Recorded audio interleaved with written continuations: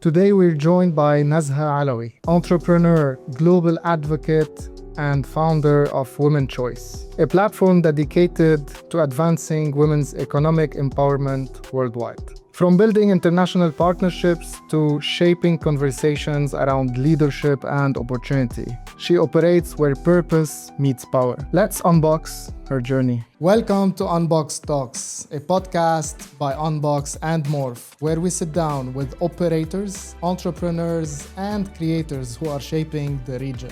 Real conversations, real journeys, no fluff, no scripts. This is Unboxed Talks. Thank you so much, Nezha, for being with us today on Unboxed Talks. Hi, thank you so much for having me today. It's a pleasure to have you. So today we're excited to start with a bit of identity and mission. And can you tell us in one sentence, Nezha, what problem are you obsessed with and you are straight ahead aiming to solve it? Well, yes, for me, it's all about women's economic development.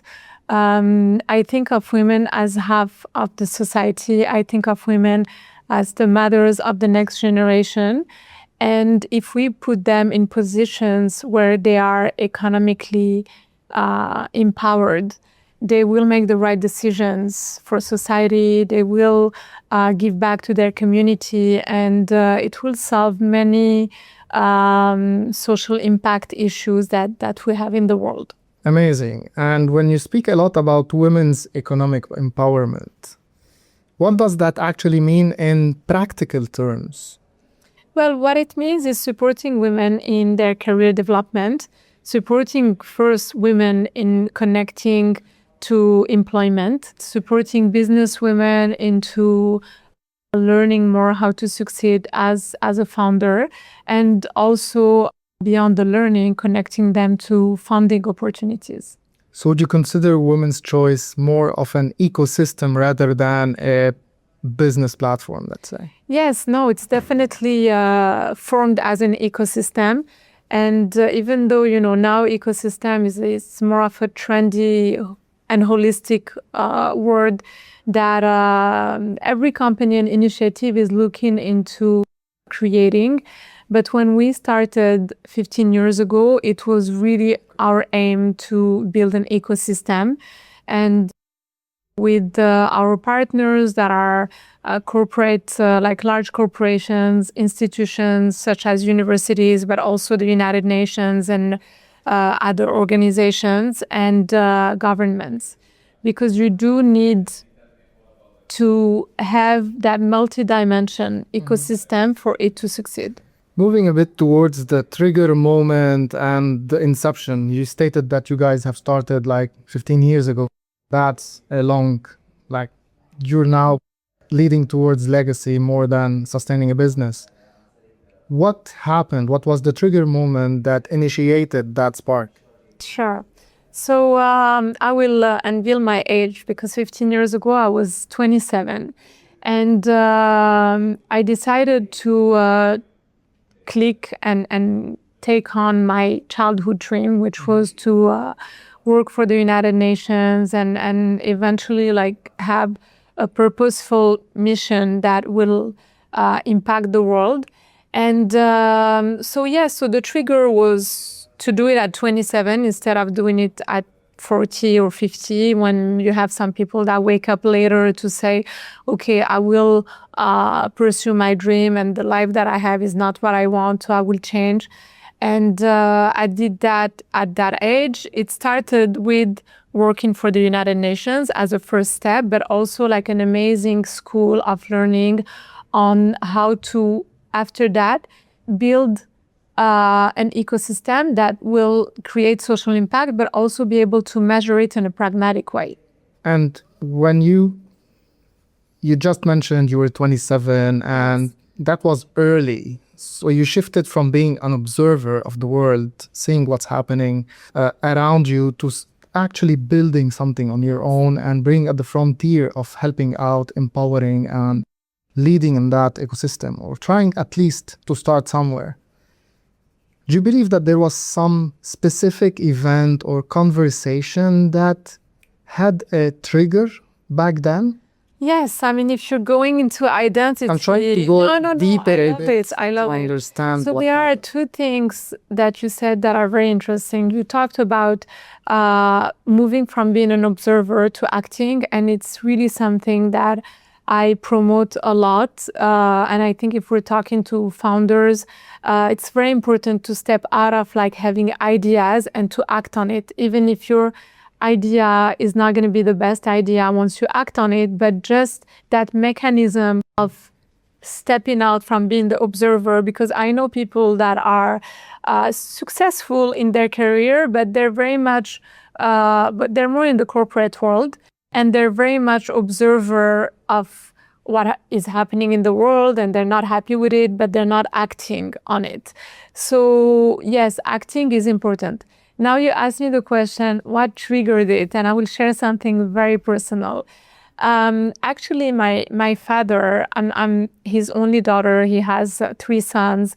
And he, like, so I grew up in this like masculine world, and he contacted me one day, and he was like, when I was 27, and he's like, you know what, I'm very like proud of you. You've got your life sorted out. Okay. So I was married. I had two kids by the age of 27. I was developing, franchises in Morocco, which is my home country. I had over 12 stores.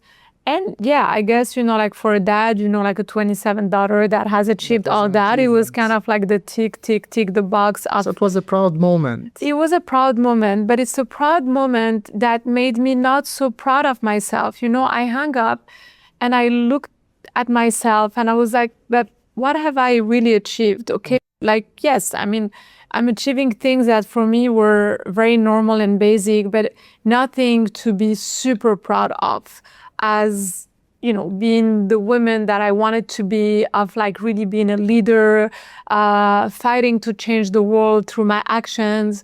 And that's what it triggered to me. Yes, he was proud of me, but I was in a very safe place. And of course, as a father, he wants you to be successful within a safe space.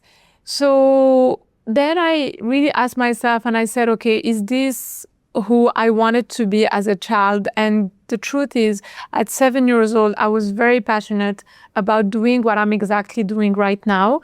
And yes, I decided to then act on it and deconstruct that first part, keep my daughters at the center of my life. So I became a mom, a social entrepreneur, and working for the United Nations, which was my childhood dream. And and from that, I mean, I became super empowered myself, because when you step out of your comfort zone, when you reconnect to a silly childhood dream, that seemed so big, and you end up doing it, it makes you feel so powerful. It makes you feel like anything that you're going to dream about, you'll be able to achieve it. And do you feel accomplished today?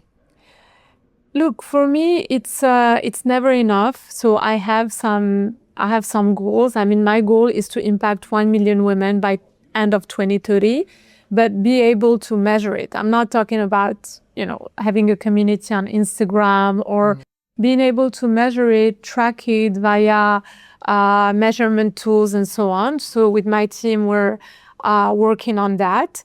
Now, feeling accomplished is, for me, it's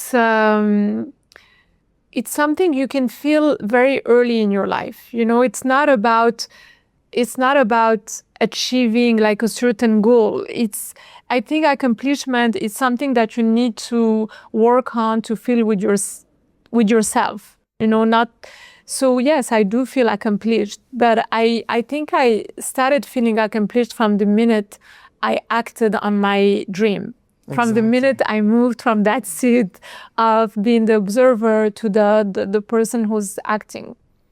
I love that. And the spark is still ongoing, and it's still on. Yes. And that's visible. And basically, you operate internationally, and Yes. you are dealing with lots of different borders, if we want to call them, leading on them. How different are conversations about women's empowerment between regions? Yes, so believe it or not, there is a common thread everywhere. Like and people don't realize it, but in the US, women in corporations struggle a lot. There is like unconscious bias against them. There is, like the white male typical, like bully that they will have to compete with. Women are struggling with having a career, but also getting pregnant, raising kids. These are general common thread all over.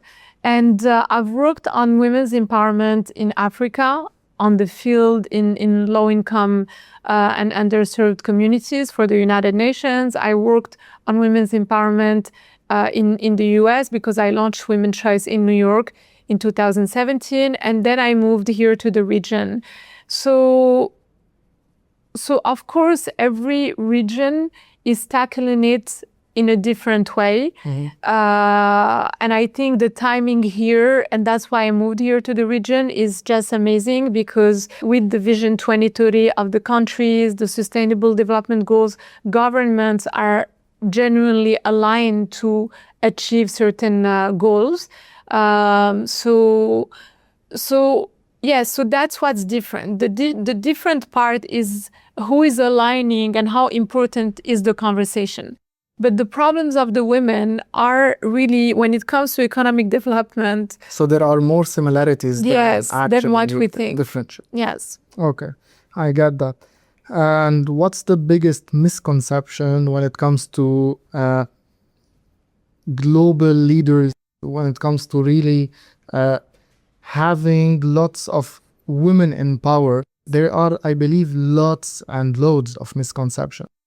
Can you name a few that are really... I think the data misconception that everyone has is that, first of all, they think that people like that, women in Europe and the US, are super empowered and that they don't need the support. That's a big misconception.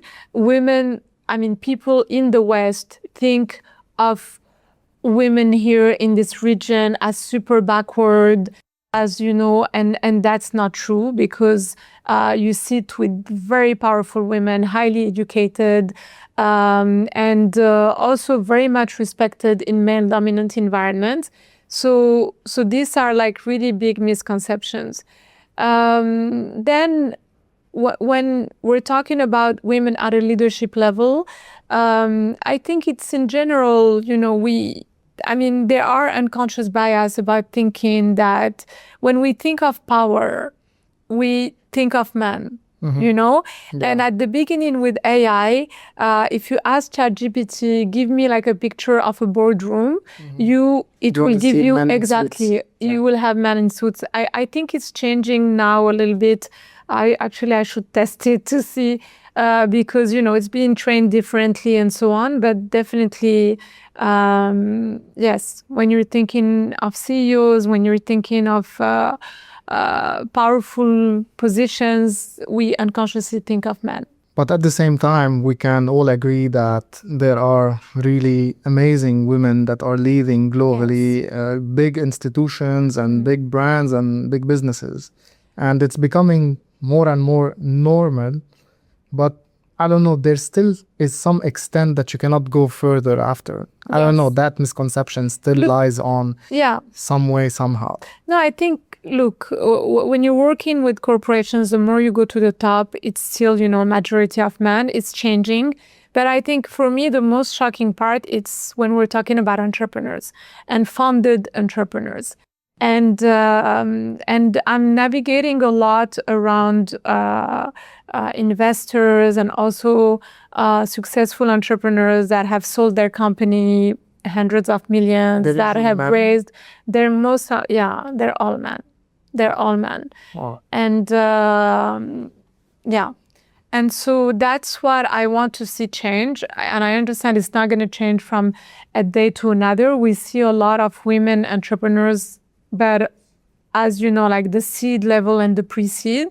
And when in the next 3 to 5 years, I would love to see more women here in the region having sold their companies, having built unicorns. I would love that too. Have you ever had some, I don't know, like backlash from institutions, some sort of specific examples or stories that you can share? Sure. Look, I'm very diplomatic on the topic, so I don't get offended, when I get into some like large corporation that tell us, no, but we've solved everything, women are empowered in our corporation, and then I can demonstrate them by A plus B that it's not about the number of women employees that you have. It's really how do you treat them? Exactly, and how do they feel? Like them. Totally, and mostly, like it's the story at the top, because some companies have solved the quota of having 50% female employee base, but then at the leadership is not the case. I think what's happening right now, because we're all everything is interlinked. Like even if we are here, sometimes I get some budgets that come from the US because the corporations I work with here are US based corporations. So thank God, because the governments here still have the agenda of women's empowerment, their attitude is changing here with their budget, and they want to support the cause. But yes, so we are interlinked, and right now in the US there is like a big anti-diversity and inclusion campaign, and so I'm sure a lot of like small women's empowerment companies and so on are struggling with it, but you need to be able to navigate through that and just be patient, find other ways to position things, give other values than the impact itself. It can be like marketing value. And you always need to show the return on investment, because at the end of the day, the world is economic, and people are not gonna give you budgets to create impact if it doesn't have a return on investment for them. 100%. And I respect that. And this is how I could survive in this world. It's because I know that it's okay. It's okay. You need that. It's completely legitimate for them to need a return on investment, and you need to be able to portray that. 100%. Now, talking about your own psychology as a founder, building impact organizations is not really glamorous behind the scenes. What has been your hardest personal moment as a founder? So yes, as a founder, I'm someone who has been building teams since the beginning. The first thing I do, the first money I bring in, instead of like just taking it and paying myself, I will start scaling the team. Like right now, I have a team of 15 people. There was a time where between Morocco, the US, and France, I had 50 people, 50. Then there was a time where when I moved here to the region, I restarted alone because I needed some clarity. I needed to understand the market here. And then I started on my own. I got my first contract, then I enrolled my first team member, and now we're 16. Okay, so as a founder, you tend to feel isolated and you tend to feel alone. I would really recommend for people to have a co-founder. I didn't even think about it 15 years ago. I mean, my vision was so crazy and innovative at the time to want to make a living out of building an organization that is going to focus on this program for women's empowerment, that I didn't even meet anyone that would want to take the leap with me. So yes. Are you looking for a co-founder now? I think it's too late for me because I'm so advanced in it that it's difficult to onboard a co-founder at this stage. but I am looking into breaking my company into like few parts and eventually bringing a co-founder on each part. Division, exactly, on every division. Yeah. And so these are like, I'm giving you an example of I'm the interested struggles. to go back a bit towards where you said you reached a threshold, you were guys 50, then you went back to rebuilding, to restructuring. Yes. You were alone and you reshifted things. Now, have you ever reached a point where you doubted the mission? Okay, I never doubted the mission. I doubted myself as an entrepreneur. And because I just, and I've been training myself. I went to Harvard Business School every year to take courses, to keep upskilling myself. And so the phase where I had 50 people, then I went to Harvard Business School and they asked me one question and they said, what is your biggest failure?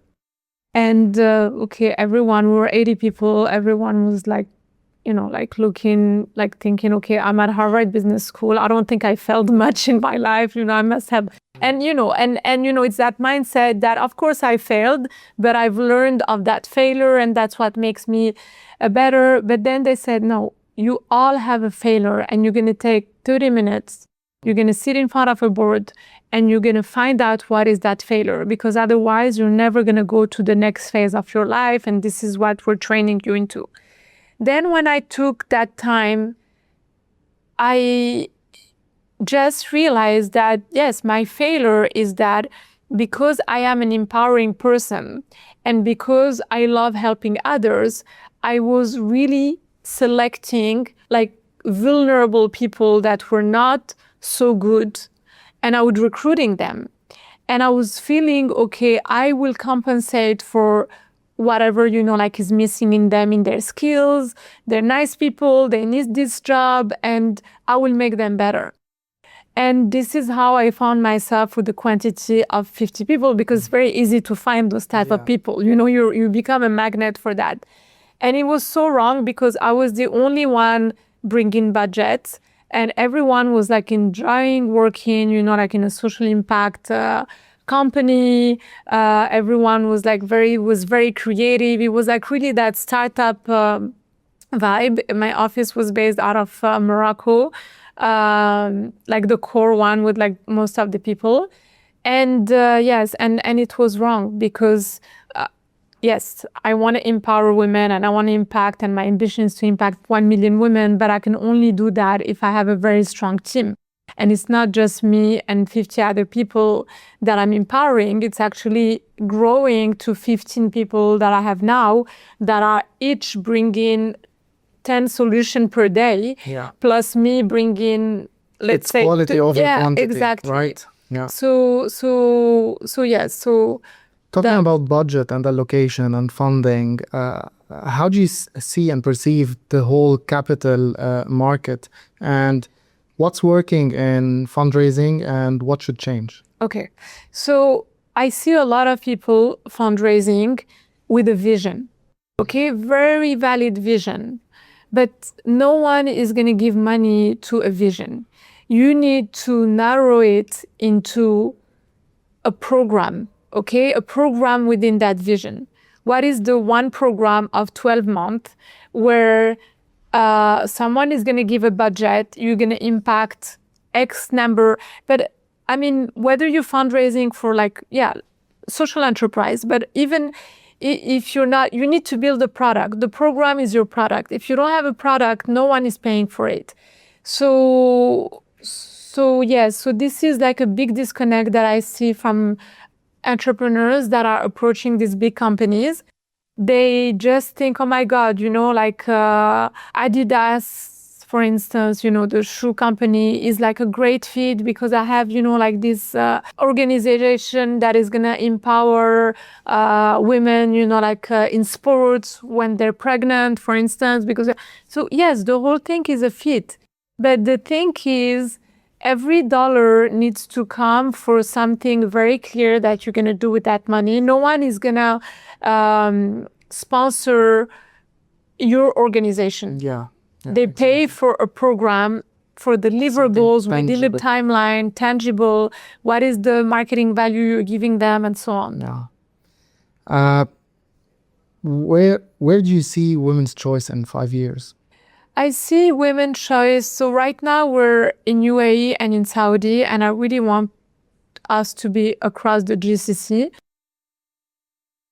if not actually MENA region, but strongly in the GCC.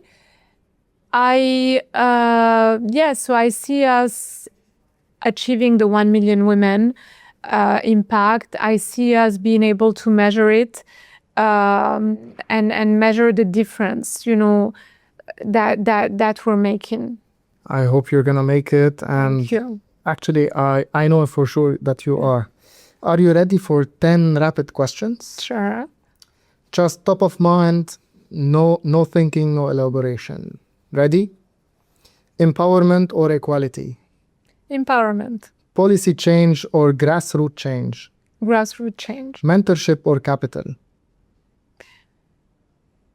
Difficult. I would say both, but capital definitely. Mentorship alone, that's One trait every female founder must develop. They definitely have to be much more straightforward into revenue, into sales. One habit that changed your trajectory. I'm a very disciplined person, and organization, like learning to organize myself. Hard conversation or strategic silence. Hard conversation. Global stage or local impact. Local first, and then go global. Confidence. Never start global. Confidence, built or born? I would say built, it's a continuous building. Power, taken or given? Given. One word you want women to own more of? Their economic power. Thank you for that round. Now, before we close, we have a ritual, letting the guest talk to or ask the Unbox community to help them in something. You mentioned that you would love some support for Women's Choice or whatever you guys need. Please tell us how the community can support you. Is it by mentorships, capital, or amplification? I'm not a big asker, like I usually like to give rather than ask, but I want you to make Women's Choice mission your own mission, okay? This is not a closed space. It's so whatever you feel you can give. Yes, mentorship, we're big time taking that, and we have like an expert track. Capital as well, like connecting us to other companies that you think would benefit from our women's empowerment programs for their women employees, or if they want to sponsor some. And the third one is, join us, be part of it. Like we want women and men to be part of this conversation. I love it. Nezha Alaoui, thank you so much for being here. It's a pleasure to host you on Unboxed Talks, and we see you soon. Thank you. Thank you.